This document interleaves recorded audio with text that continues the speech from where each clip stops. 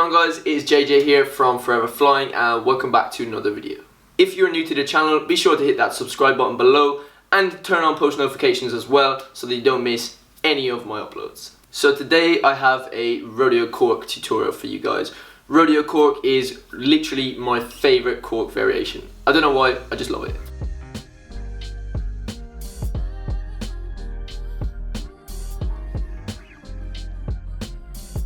As I said, it is a corkscrew variation, so naturally the prerequisite is corkscrew.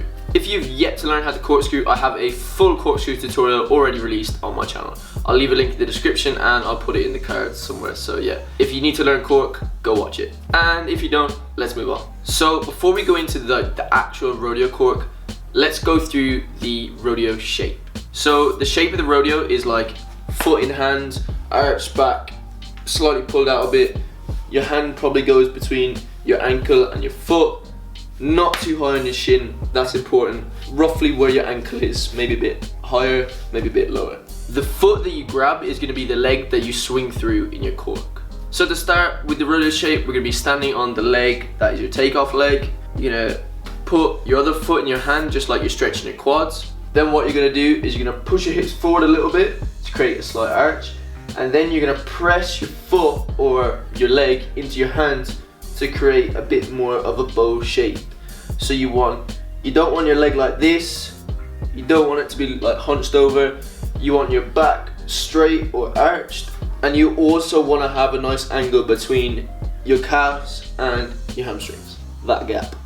If this gap is small when you do your rodeo cork, it's not going to look anywhere near as good as that. When you do this shape, it just makes the rodeo cork look so much better.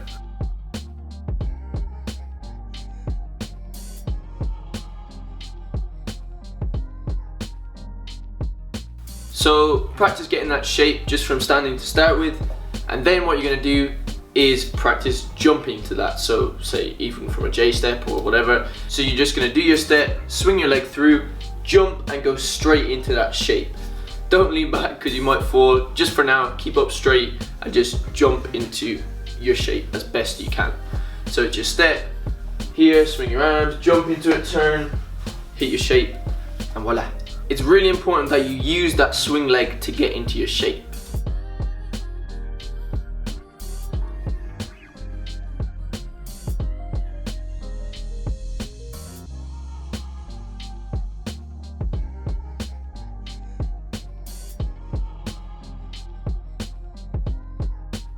Once you can do that, or even that you're just comfortable with your shape, now go for a proper cork rodeo. Do your proper cork from whichever setup you want to do, whether that's J step, touch and raise, scoot, mass scoot, blah blah blah, wrap full, blah.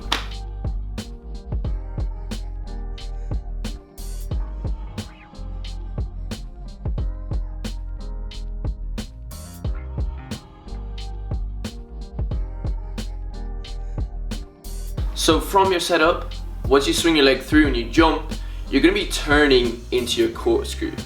Once you've started your spin, then what you want to do is tuck your foot up to your bum, allowing you to get hold of your foot, because if you only bring it to here, it's harder to reach.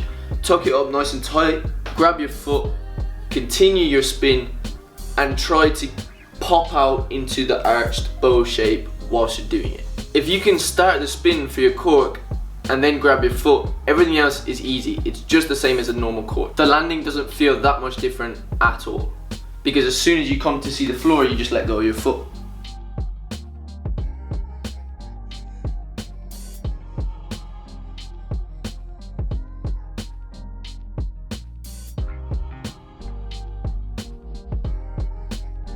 The key for rodeo cork is to swing your leg, start your spin, and then do the grab and push your hips out, etc.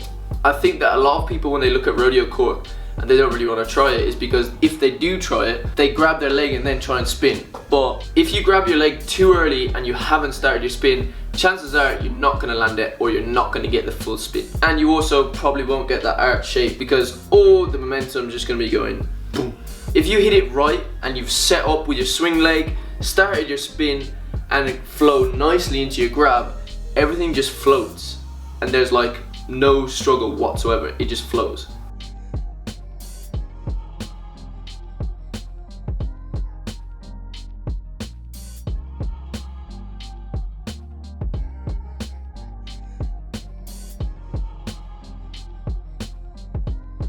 It does take some getting used to, but once you do get it, it's super easy, and then you can start playing around with it.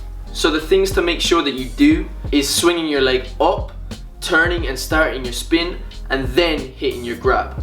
But remember, don't try and grab your foot if it's out here. You've got to tuck it up first and then push. So just like I did there, once you've grabbed it and you're turning your spin, you want to make sure that you're popping out into this arch shape, and that's going to enhance the rodeo shape even more. If you see someone do a rodeo cork like this, it doesn't look half as good as someone who's got like an arched back and they've got a nice gap in between there. And also chambering your other foot when you hit that shape makes it look even better.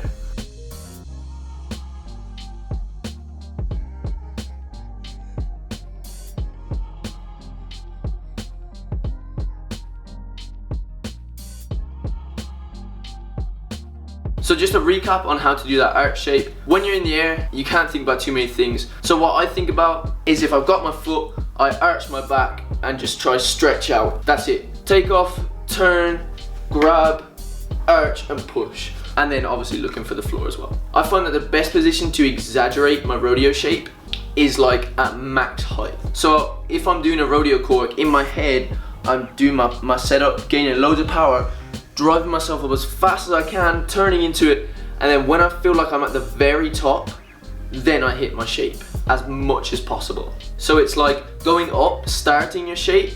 When you hit the max point, that's where you want to be in this lovely rodeo shape. And then on the way down, you finish the rest of it. But when you see slow-mos of rodeo corks, they always look best at the top in this position with the other leg bent as well.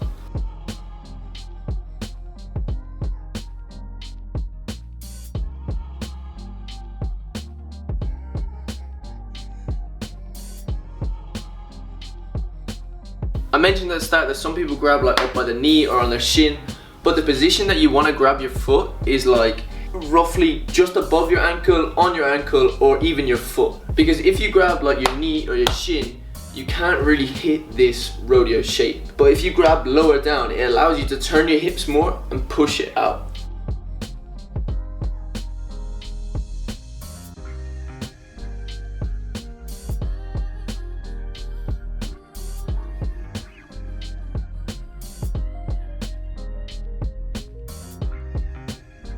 And that's pretty much how I do my rodeo corks. A really good thing to do for rodeo corks is if you want to get good at them, is watching other people who have really good ones and trying to mimic them. For me, when I was doing rodeo cork, I always wanted to do it like Anis and Micah Cairns. Micah Cairns probably has one of the best rodeo corks I've ever seen. It's sick. And when he does it to split, it's even better. But that is going to be it for this video. I hope you all enjoyed it. If you have any questions regarding this move, be sure to leave a comment down below or hit me up on my social media and I'll answer you there. And as always, don't forget to leave a like, comment, subscribe, hit post notification button as well, and I will see you guys in the next video. Goodbye.